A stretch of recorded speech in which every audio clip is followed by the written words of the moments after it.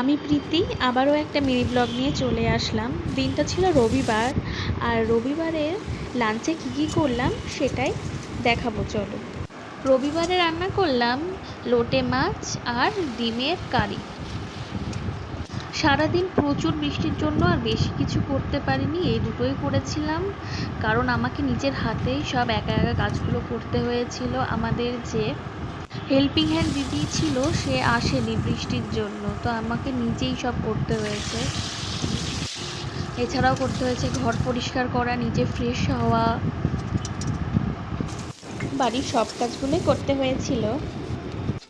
দেখো, তোমাদের সাথে কথা বলতে বলতেই আমার লোটে মাছটা রান্না হয়ে গেছে। আর আমি এখন খুব সিম্পলভাবে রান্না করি। আগে তো অনেকটাই রিচ রান্না করতাম, কিন্তু এখন আমি অনেক অনেক কমিয়ে দিয়েছি, অনেকটাই সিম্পল রান্না করি।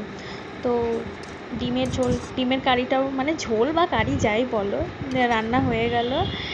আর একটু ঝালটাও, মানে আমার হাজব্যান্ড ঝালটা কম খায়, তাই গোলমরিচটাই আমি ইউজ করি।